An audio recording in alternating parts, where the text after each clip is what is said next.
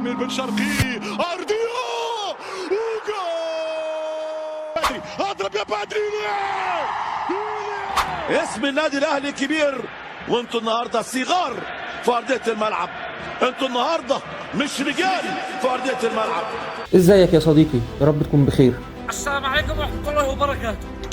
قبل دول وبعدهم الحياة بالنسبة لي اختلفت تماما، عشان كده تكون الشخص اللي قدر يرجع شغفي تاني للكورة جون هاملتون بيتسو موسيماني، الراجل اللي اتولد سنة 1946 في مقاطعة كاجيسو، وهي واحدة من المناطق الشعبية في جنوب أفريقيا. طبعا انت فاكرني جاي اقلبها لك دراما واقول لك حكاية كانت مختلفة وبتاع. لا لا لا لا، مش جاي اقول لك كده خالص، ولا جاي ابيع لك الوهم.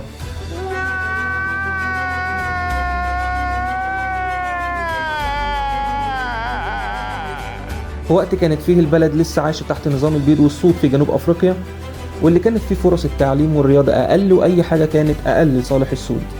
أسرته كانت من الطبقة العاملة، بتعتمد على عمل الأب في محل صغير، وساكنين في بيوت كان اسمها بيوت علبة الكبريت، ودي مساكن كانت مخصصة للعائلات السود وقتها. ما كانوش طبقة غنية وفي نفس الوقت ما كانوش طبقة فقيرة. بيتسو بدأ لعب كورة في الشارع، والكورة زي أي طفل كانت جزء من يومه. موسيماني ما دخلش الكورة عن طريق نادي كبير، بالعكس بدايته واللعب في الشوارع زي بقية الأطفال اللي في سنه. ما كانش فيه نجيلة، ما فيش ملاعب، مساحات واسعة، ومن المدارس المحلية قدر إنه يتحرك بين أندية الهواة. مع الوقت قدر إنه يلاقي النادي اللي بيتناسب مع قدراته وعقليته. سنة 1982 مع نادي جومو كوزموس، نادي في الدرجات الأدنى اللي أسسه الأسطورة جومو سونو. كانت سياسة النادي واضحة، ما كانتش عايزة اللاعب الموهوب، ولكن كانت عايزة اللاعب كمان الذكي. هنا كبرت البذرة في المكان المناسب ليها، وبدأ موسيماني معاهم لحد ما تصعد للفريق الأول. زي ما قلت لك يا صديقي، أنا مش جاي أتفلسف عليك ولا أقلبها لك دراما. Because I know. عشان كده بكل وضوح وبكل ثقة جاي أقول لك موسيماني ما كانش ليه أي إنجازات أو حاجات أسطورية مع كوزموس. كان لاعب عادي بيلعب في خط الوسط وبيلتزم بتكتيك المدرب وبينفذ تعليماته بس، بدون أي بصمة أو فزلكة منه. بس ده برضه ما كانش قليل، ودي كانت سياسات مدربين بتحب اللاعبين اللي من النوع ده. موسيماني هنا أدرك إنه مش نجم ولا الموهوب اللي يتخاف منه، بس كان عارف قوي إن عنده عقل يقدر يستفيد بيه كويس. مشاركاته كانت محدودة، ودوره كان تكميلي أكتر منه أساسي. ما كانش فيه منافسة شرسة، مفيش بطولات، ومفيش شو إعلامي. عرف هنا إن السقف في النادي محدود، وفي 1985 قدر إنه ينتقل لنادي ماميلودي سان داونز. هنا نادي كبير، جمهور وضوء إعلامي، وكمان في طموحات وبطولات. نسيت أقولك إن في خلال فترته مع سان داونز رجع فيها فترة مع نادي كوزموس تاني، ولعب معهم سنة واحدة، وبعد كده رجع تاني لسان داونز، وبعدها يدوب تجربة صغيرة مع أورلاندو بايرتس. ومن هنا بتبدأ رحلة موسيماني الاحترافية في أوروبا.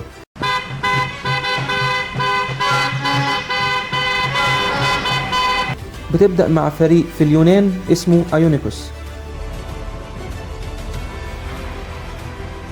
وهنا كانت المفاجأة. واجه كرة مختلفة، سرعة أعلى، التزام تكتيكي صارم، ومنافسة بدنية قوية. كانت تجربة مفيدة ليه، بس أكدت على اللي اتعلمه زمان، إن الانضباط أهم من الموهبة، واللي كان واضح بعد كده في فلسفته التدريبية. من اليونان طار على بلجيكا مع نادي ريتا بيرلر. تجربة مش طويلة، لكن رجع منها على السد القطري.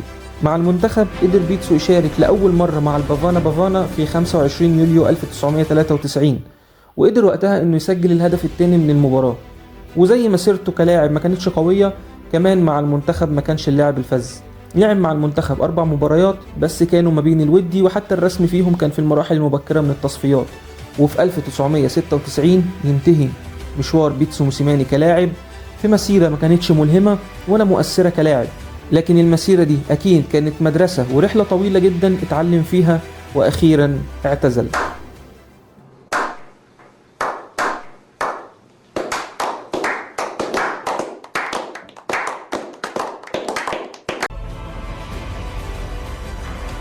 مجرد ما بطل كورة على طول يبدأ موسيماني مع فريق الشباب لنادي ريتا بيرلر في أول خطوة ليه في عالم التدريب. بيستمر معاهم لحد ما بيرجع بعد كده لجنوب أفريقيا، وبيبدأ مع نادي سان داونز. سان داونز بيبدأ يستغل خبراته في بلجيكا ويعينه في أكاديمية الشباب، بيلمع أكتر وبيطلع مساعد مدرب مع الفريق الأول. بعد كده بيبدأ يخطف الأنظار ناحية فريق سوبر سبورت في 2001 عشان يكون مساعد مدرب. بعد كده مدرب مؤقت ثم مدرب للفريق الأول. سياسة موسيماني كانت واضحة ومحددة من البداية، أنا مش بدور على الموهوبين وبس، أنا عايز لعيبة ذكية ومنضبطة. بسياسته يقدر يحقق مع فريق سوبر سبورت تاني وتالت بطولة في تاريخهم، كانت كأس جنوب أفريقيا وكأس الثمانية الكبار، عشان يختاروه في 2004 كأفضل مدرب في جنوب أفريقيا. وخد المفاجأة بقى، كمان واحدة والنبي يا ريس، كفاية بقى، ده كمان واحدة. في 2007 يسيب سوبر سبورت ويتفرغ للمنتخب في 2007 ويكمل مساعد لمدربين المنتخب. ايوه بالظبط كده، عشان يخرجنا من تصفيات كاس الامم 2012 بعد ما يكسبنا في جنوب افريقيا ويتعادل معانا في مصر، وللاسف ما نصعدش. مش عارفين نطلع بالكوره يا راجل، يا نهار عره يا جماعه. لكن كمان جنوب افريقيا ما صعدتش زينا ويخرجوا معانا عشان يمشي بعدها موسيماني وتنتهي رحلته مع تدريب المنتخب. لا الدماغ دي دماغ مجرم بصحيح. نيجي بقى لديسمبر في 2012 بيحتضنوا نادي ماميلودي سان داونز، واللي بعد سنة من تدريبه للفريق يقدر يرجع تاني لساحة البطولات وياخد معاهم الدوري بعد ما بعد عنهم 5 سنين، ويتوج سان داونز بدوري جنوب افريقيا موسم 2013-2014 بعد اخر فوز ليه في موسم 2006-2007. ومن هنا تبدأ ثورة موسيماني، واللي قدر يحقق 5 دوري و2 كاس نت بانك و2 كاس تيليكوم نوك اوت.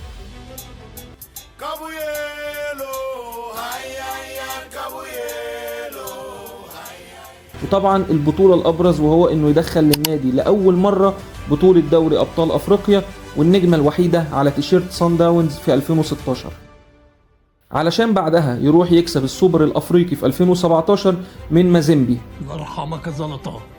لحد ما يجيله عرض النادي الأهلي في سبتمبر 2020. ايه ده؟ أخيرا مولات الملكة شهرزاد. يوصل موسيماني النادي الأهلي وسط اعتراضات كتيرة من كل الناس، ازاي هنجيب مدرب أفريقي لأول مرة في تاريخ النادي واحنا داخلين على أهم بطولة في تاريخنا. النادي الاهلي كسر الحواجز خالص، معظم اعضاء مجلس اداره النادي الاهلي رفضوا وخايفين. في وقت كان فيه غربلة للفريق، رمضان صبحي مشي واحمد فتحي خلاص عقده هينتهي كمان ايام. اشوفك تاني. سلام يا صاحبي. لكن موسيماني بيرد على كل الناس دي ويقدر يحقق اول لقب ليه مع النادي الاهلي في ليلة 27 نوفمبر 2020 تحديدا الساعة 10 مساء 40 دقيقة 45 ثانية. احسبها انت بقى. عاملين يا شباب؟ انا قلت النهارده اعمل حاجه مختلفه، فهقدم لكم خدعه بالاله الحاسبه. القاضي ممكن، القاضي ممكن، القاضي ممكن، سجلها ولد معلول، سجلها علي معلول ملك الحلول. وي علي وي. يجي بعدها بأيام يمسك الاتحاد السكندري ويخرجه من كاس مصر في وقت كانت لعيبة الأهلي كلها واقعة بدني بشهادة الدليفري علي معلول، وكمان لو كانوا خرجوا من الكاس ما كانش حد هيلومهم. ما قدرتش اجري على قفش من الضغط في الضمه وفي خلفيه وفي سمان. ده ضغط عضلي لا ولا عضلي وعصبي؟ عصبي. من ماتش الزمالك خد يعني من كل حد فينا نسبة 200% كبدنيا ونفسيا وعصبيا وكل حاجة. بعد 4 أيام الاتحاد نص نهائي كاس، تكون خسران في المقابلة لازم ترجع في المقابلة، ده ضغط. فعلى ما توصل النهائي تكون خلاص.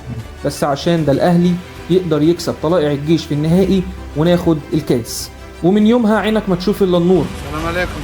موسيماني يقلب دوري الأبطال مسابقة رمضانية ويمسك الخرزانة ويدور الضرب في كل فرق أفريقيا عشان يقدر يكسب كل ماتشات النوك اوت مع الأهلي اللي هي ما بعد دور المجموعات في بطولة دوري أبطال أفريقيا، لحد ما يجي الماتش اللي بالي بالك في المغرب وعلى ملعب الوداد ونخسر 2-0 على أرضهم ووسط جمهورهم في ماتش عودة من غير ذهاب.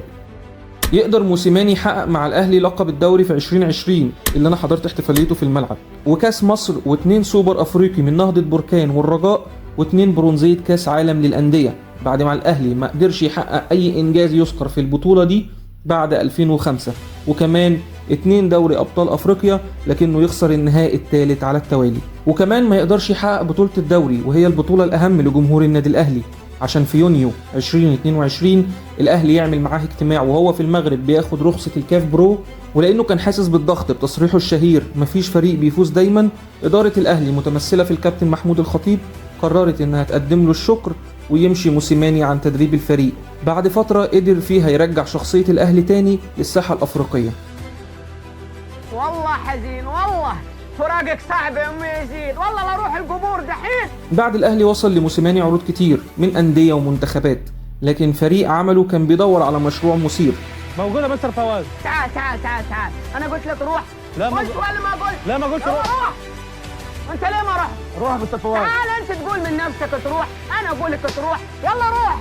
عشان يفضل إنه يروح مع نادي الأهلي السعودي في الدرجة الثانية ويقدر يرجعهم تاني لدوري الدرجة الأولى، بس الحلو ما يكملش، وبسبب المشاكل بينه وبين الإدارة وكمان عصيان اللاعبين عليه وموقفهم لما قرروا ما يحتفلوش بالفوز بالدوري وصعودهم لدوري الدرجة الأولى.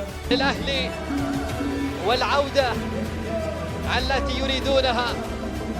نعم أيضا الأهلي بطلا لدوري يلو لموسم 22-23. وعليه في يونيو 2023 قررت الإدارة إنه يمشي موسيماني وما يدربهمش في دوري المحترفين.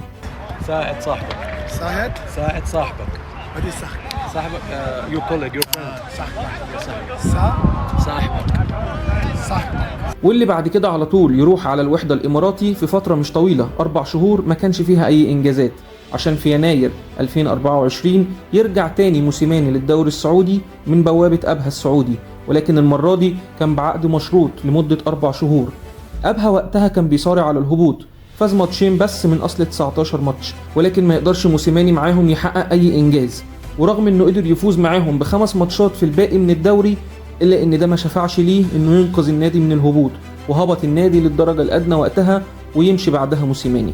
في أكتوبر 2024 وبرضه بعقد مشروط لمدة 3 شهور يطير موسيماني على إيران ويتولى مهمة تدريب نادي استقلال طهران بأسلوب دفاعي بيقدم عروض متوسطة في الدوري ودوري أبطال آسيا، عشان بعدها يبدأ خلاف بينه وما بين الإدارة، وبسبب عدم دفع رواتب يديهم مهلة 24 ساعة وبعدها يرحل عن الفريق. بعد استقلال طهران موسيماني أصبح حر. إشاعات كتير اترددت حواليه بين إنه يتولى تدريب أورلاندو بايرتس أو يكون له دور مع منتخب البافانا بافانا، خصوصا بعد ما المنتخب قدر يوصل لكأس العالم 2026. كاس عالم كاس عالم. ماشي نجيب كاس عالم. هات هجمة والنبي يا كابتن. والنبي هات هجمة يا كابتن. والنبي هات هجمة. والنبي يا ابني. لكن كل ده تم نفيه عشان بعدها في أكتوبر 2025 يروح موسيماني على تنزانيا مع نادي يانج أفريكانز، لكن المرة دي بمنصب جديد كمدير رياضي ومدرب لمدربين فريق البراعم والناشئين وكمان المدارس الكروية التابعة للنادي.